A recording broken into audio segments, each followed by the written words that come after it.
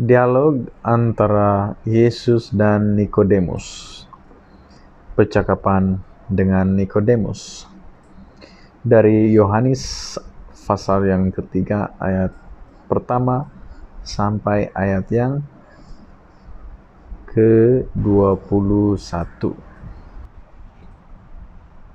Oke. Pembacaan firman Tuhan dari Yohanes 3 ayat 1 sampai 21. Begini bunyi firman Tuhan. Percakapan dengan Nikodemus. Adalah seorang Farisi yang bernama Nikodemus, seorang pemimpin agama Yahudi. Dia adalah seorang pemimpin agama Yahudi. Ingat? And then ayat kedua, ia datang pada waktu malam kepada Yesus dan berkata, Rabbi, artinya guru, kami tahu bahwa engkau datang sebagai guru yang diutus Allah. Sebab tidak ada seorang pun yang dapat mengadakan tanda-tanda yang engkau adakan itu jika Allah tidak menyertainya. Apa yang Nikodemus maksudkan di sini? Dia katakan tentang tanda-tanda. Tanda-tanda apa? Kalau kita membaca di dalam Injil ataupun juga di dalam teks Yohanes saja, maka Yesus berbuat mukjizat. Yesus menjadikan air biasa bertukar menjadi air anggur, minuman yang kebiasaan bagi pesta-pesta kebudayaan dan tradisi orang Israel adalah menyediakan minuman yang seperti itu. Tapi yang ajaibnya dalam kisah itu bahwa mereka sudah kehabisan anggur. Tapi air yang biasa itu kemudian disediakan, dan bila dicedok oleh para penyedia pengidang itu, airnya sudah berubah menjadi anggur. Itu adalah salah satu yang dimaksudkan bahwa itu tanda-tanda yang Yesus sudah lakukan.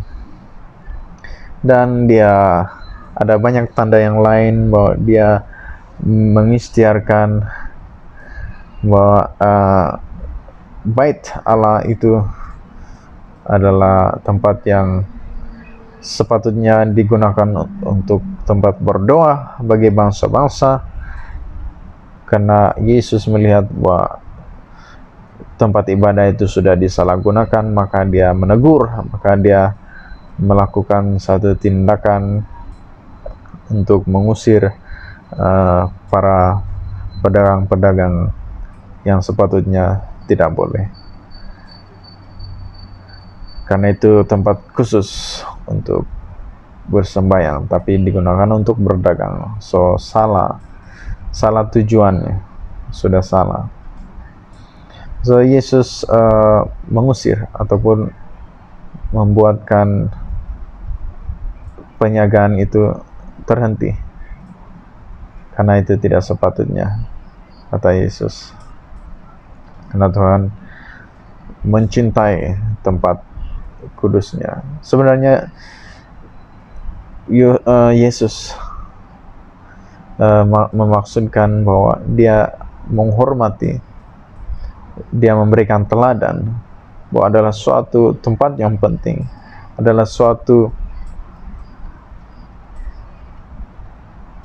yang perlu dijaga, karena itu berhubung dengan bagaimana kehidupan orang untuk ibadah dan bagaimana mereka boleh dibangun dalam iman dan datang pada Tuhan, mempersembahkan segala korban, segala pujian, atau bagaimana hidup sebagai orang-orang yang bertuhan.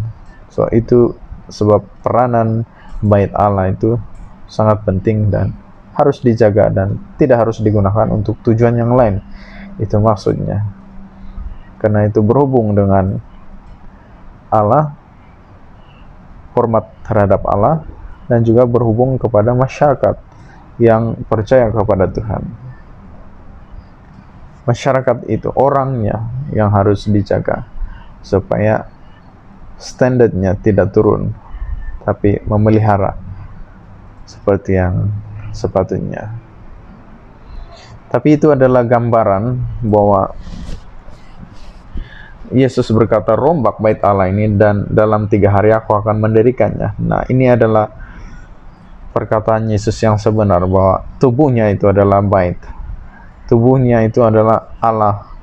Tubuh manusia yang diberikan kepada manusia, supaya dengan tubuh itu Tuhan Yesus membangun sesuatu yang kekal, yaitu memberikan kehidupan.